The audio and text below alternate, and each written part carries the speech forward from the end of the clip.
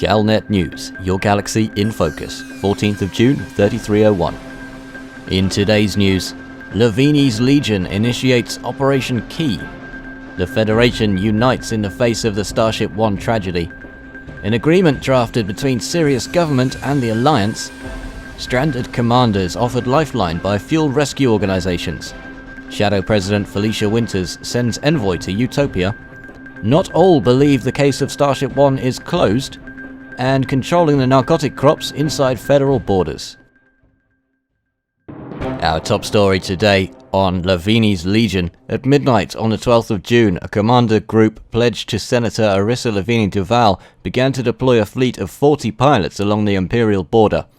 These pilots were apparently unaware of the full nature of the operation until the moment of its initiation and were told only to head to the Calhuacan system with empty cargo holds.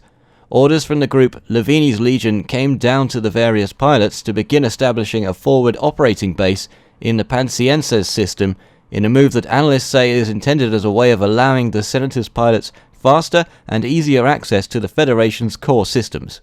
This operation is estimated to have cost 175 million credits in the first 3 hours alone, and reports from the scene claim that it all happened so fast there appeared to be no time for any power to launch an effective resistance. This fleet's action comes at a time of increasing friction between the galactic superpowers.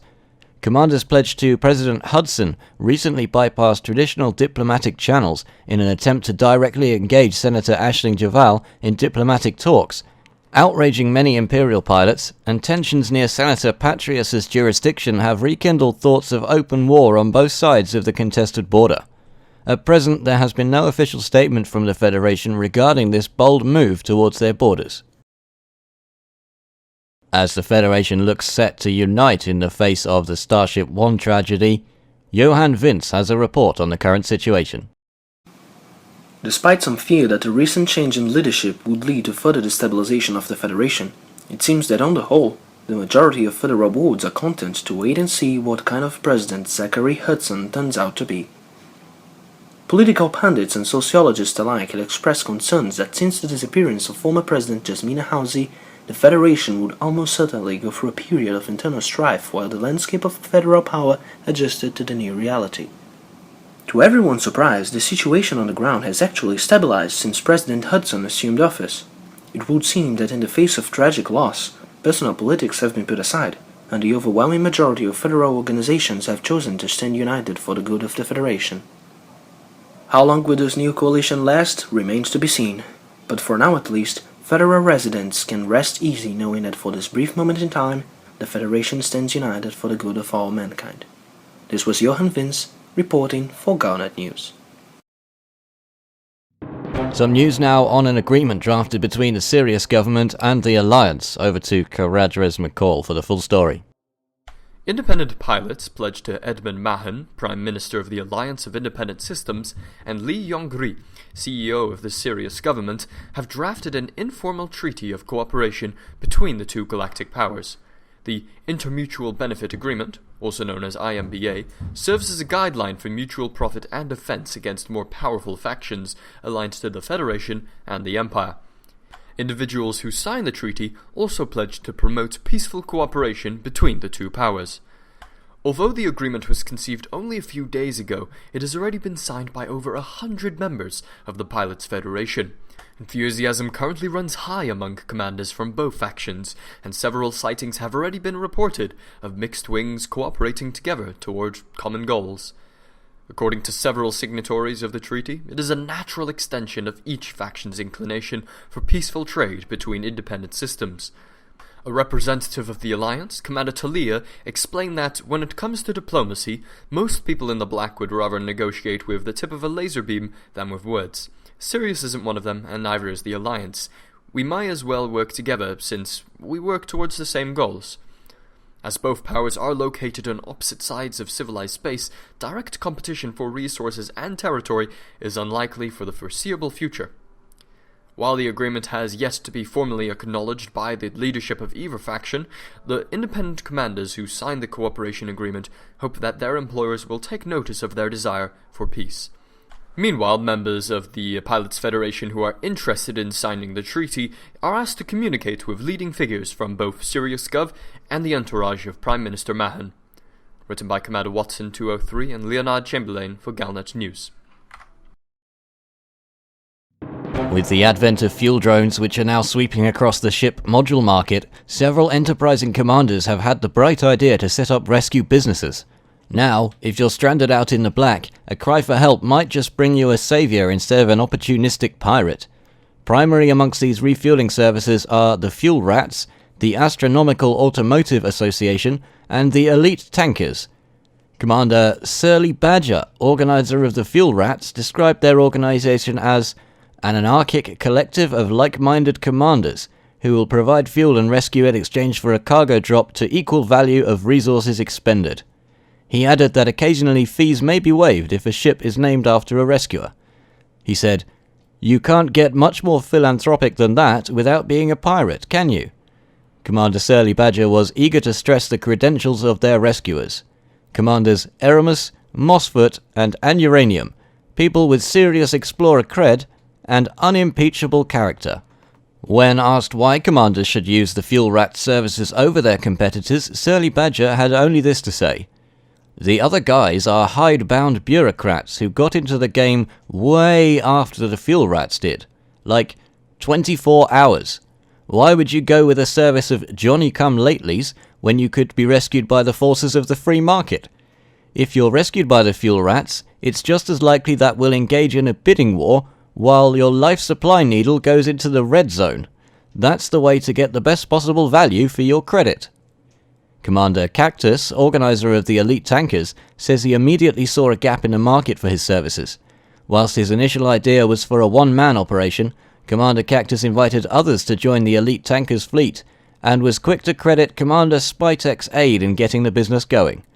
Asked why commanders should choose Elite Tankers, Commander Cactus said, "Our services offered are simple. You're out of space gas, and we've got space gas. Let us know you need space gas, and by space golly, we'll get you that sweet space gas. Thargoids be space damned. I've advised people not to share their location lest some mischievous commanders start assaulting them or innocent tankers. We're also working on a trusted users list and a blacklist of known cowardly scum that I hope will help make the system less risky. If you don't want to volunteer your time and drones to help other commanders because you just want to get paid for it, then that's fine. You don't have to work for us. For me, just knowing I helped someone is enough."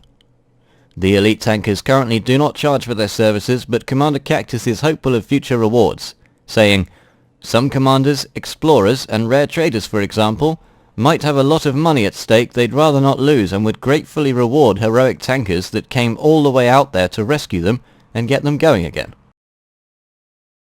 Some news now on Shadow President Felicia Winters. Over to Caradras McCall. In a move that many will see as being directly at odds with her predecessor's hardline stance against the spread of sim addiction in the Federation, emissaries of Shadow President Felicia Winters have been spotted meeting with representatives of Utopia aboard Tanner Settlement in Polivnik. Galnet reached out to the Shadow President to ask her why her support staff were seen visiting the Utopian headquarters, but a spokesperson just brushed it off as routine. Political pundits have been quick to point out that visiting Utopia could be seen as a move to support sim fans, given Utopia's strong connection to the sim gaming industry, though there are other rumours fueled by the call for a large order of assorted metals to be delivered to Antal has led economists to speculate that the Utopians may be looking to broaden their efforts into other markets. Caradras McCall, Galnet News.